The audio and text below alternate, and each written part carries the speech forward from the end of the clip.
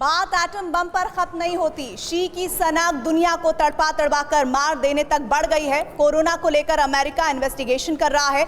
अब इस इन्वेस्टिगेशन की रिपोर्ट आ गई है और ये रिपोर्ट भी सिप्री की रिपोर्ट की तरह सनसनीखेज है।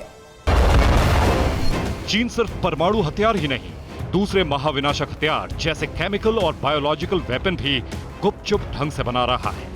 कोविड के दौरान चीन के एक खतरनाक एक्सपेरिमेंट का खुलासा हुआ है।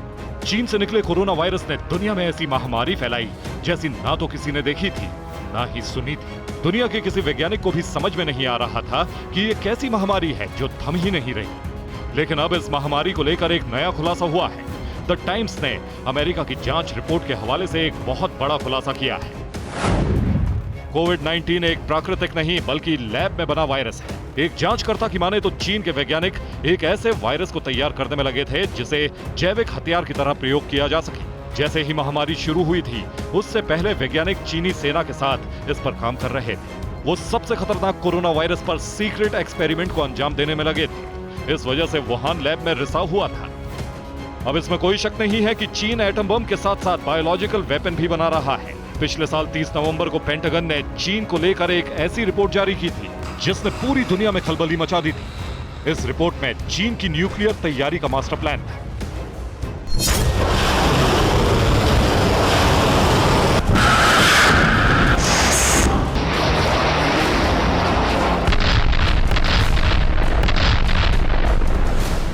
साल 2021 चीन के डिपो में 350 एटम बम। साल 2022 चीन के पास 400 एटम बम। साल 2027 चीन के डिपो में 700 एटम बम।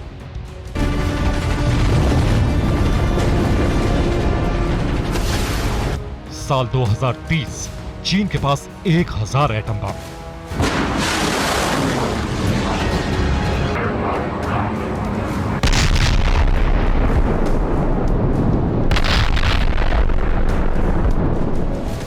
साल 2035 चीन के हथियार खाने में 1500 एटम बम।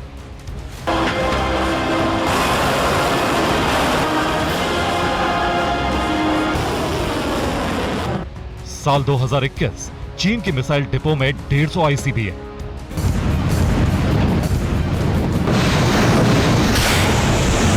साल 2022 300 आईसीबीएम।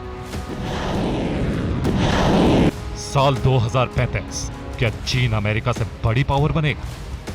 पेंटागन की इस रिपोर्ट में लिखा था कि दुनिया का शक्ति संतुलन डगमगा गया है। चीन ने नियम, कायदे, कानून और अंतर्राष्ट्रीय संधियों को तिलांजलि दे दी। चीन को लेकर अब तक के सारे अनुमान खारिज हो गए हैं। पेंटागन ने इस रिपोर्ट को जारी करके चीन को पहचानने में अपनी गलती मान ली थी। जब यह विस्तृत रिपोर्ट तैयार हुई तो अमेरिका में खलबली मच गई थी, क्योंकि इस रिपोर्ट में लिखा था कि चीन विश्व विनाश की तैयारी कर रहा है। तब भी पेंटागन के अधिकारियों ने अमेरिकी सीनेट को बिल्कुल उसी तरह चेतावनी दी थी जैसे अब चीन की सबमरीन शक्ति को लेकर दी है।